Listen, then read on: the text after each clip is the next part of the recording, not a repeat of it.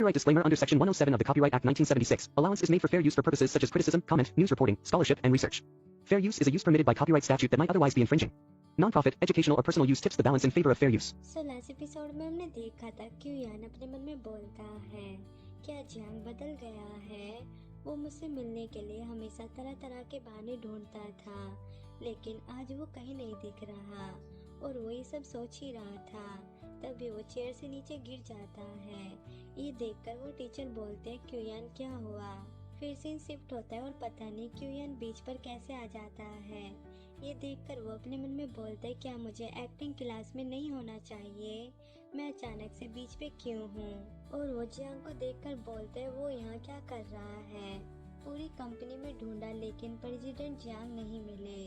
उनके दोस्त का अभी अभी निधन हुआ है, उनका मूड ठीक नहीं। ड्राइवर ने बताया कि वो बीच पर गए हैं। फिर हमें थोड़ी देर पहले का सीन दिखाया जाता है। क्यूयान बोलता है एड्रेस, तो एक पर्सन बोलता है, क्यूयान तुम्हारा ये रवैया कैसा है, क्या तुम मुझे ऑर्डर दे रहे हो, मैं तुम्हारा मैनेजर हूँ, तुम्हारा असिस्टेंट नहीं, आज तुम्हें क्या हो गया। फिर हमें प्रेजेंट में क्यूयान को दिखाया जाता है, जो अपना सर पकड़ के अपने मन में बोलता है, क्या ये जेड है। वो पहले कभी बाहर नहीं गया तो वो अचानक से क्यों आया और जियांग को क्यों ढूंढ रहा था। और हम जियांग को देखते जो सैड होकर बोलता है, यंग जाओ, मैंने अगरबत्ती या कागज के पैसे रेडी नहीं किए, इसलिए मैं समुंदर को ही कब्र मान के तुमसे बात करूंगा। भले ही हमारी शादी हो गई हो, लेकिन आखिर में मैं तुम्हारा फायदा उठाने की सोच के तुम्हारे साथ रहा, खुद को तुम्हारा प्यार कहता रहा। मैं इसके लायक नहीं हूँ, लेकिन मुझे लगता है शायद हम खुद को दोस्त मान सकते हैं। और फिर वो अपने और जियांग के बेस्ट मोमेंट याद करता है, जब यंग जाओ जियांग से बोलते, तुम यहाँ घूमने नहीं आए हो, तुम प्राइवेट प्रॉपर्टी में बिना इजाजत के घुस रहे हो, मैं तुम्हारे खिलाफ पुलिस को बुला सकता हूँ। तो जियांग बोलता है, मैं बस दोस्त बनाने की कोशिश कर रहा हूँ, इस तरह ओवर रिएक्ट करने की जरूरत नहीं। तो यंग जाओ बोलता है, क्या तुमने पहले कभी दोस्त नहीं बनाए, किसी के घर में जबरदस्ती घुसना ही तुम्हारी दोस्ती का तरीका है। जियांग बोलता है, मेरा कभी पहले कोई दोस्त नहीं रहा, तुम पहले हो। और फिर दूसरा सीन दिखाया जाता है, जब जियांग यंग जाओ से बोलता है, मैं एक जगह ढूंढ रहा हूँ।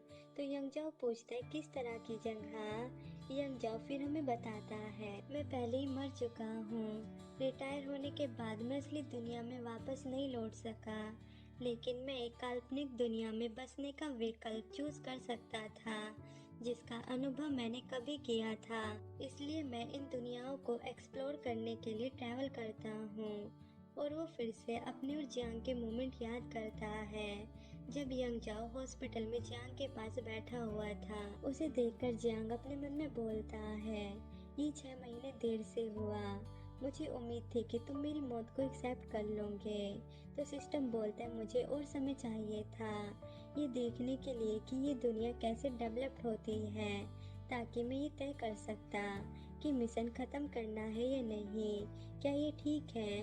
तो जियांग बोलता है, कोई ज़रूरत नहीं, मुझे पक्का यकीन है अब मैं फाइनल अकाउंटिंग शुरू करूँगा और अगली दुनिया में जाऊँगा। और वो फिर से हमें बताता है, असल में मैंने एक बार सोचा था कि रिटायर होने के बाद मैं तुम्हारी दुनिया में वापस आऊँगा, आखिरकार तुम ही वो अकेले इंसान हो जिससे मैं सच में जुड़ा हुआ महसूस करता हूँ, मगर सैडली मैं तुम्हें हैप्पी एंडिंग नहीं दे सकता। और वो अपना चश्मा निकाल कर बोलता है, सच तो ये है तुम और मैं अलग नहीं, मुझे एक सिस्टम मिशन सौंपा गया था, इसके अंदर हर गतिविधियों पर नजर रखी जा रही थी। मैं ऐसी जिंदगी नहीं जीना चाहता था, इसलिए मुझे जितना जल्दी हो सके रिटायर होना होगा।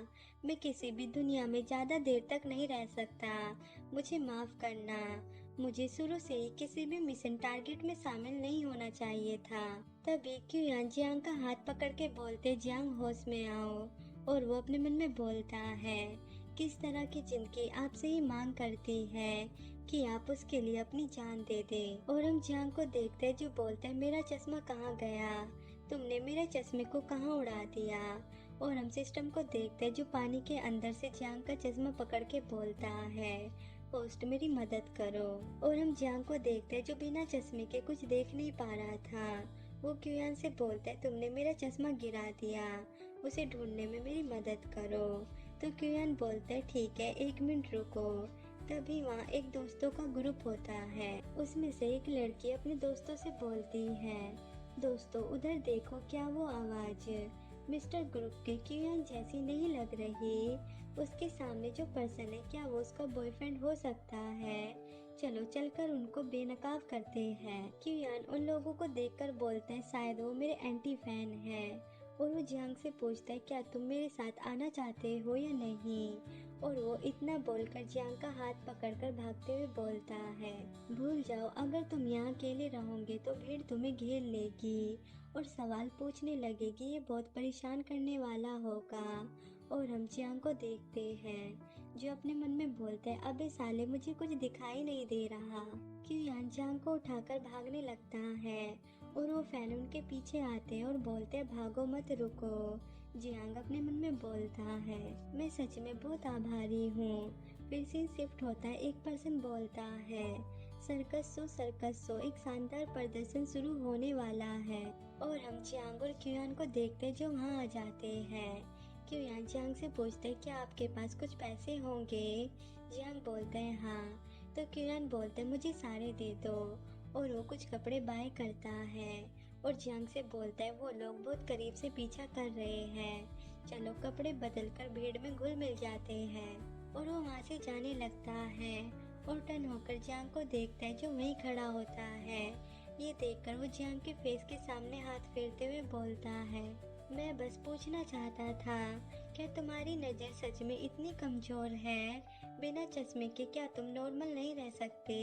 जियांग कोई आंसर नहीं करता और वो अपने मन में बोलते, मुझे लगता है कि यंग जाओ ने भी एक बार ऐसे ही कहा था। क्यूयान जियांग से बोलता है, इसमें तुम्हें शामिल करने की गलती मेरी है, मैं तुम्हारे लिए कपड़े बदलूंगा, हम दोनों बॉय हैं, तुम्हें इतना करने की जरूरत नहीं।